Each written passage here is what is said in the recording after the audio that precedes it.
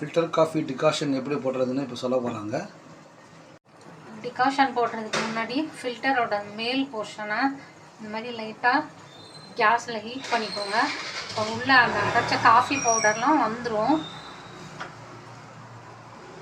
வச்சுட்டு இதில் coffee powder போட்டுக்கலாம்.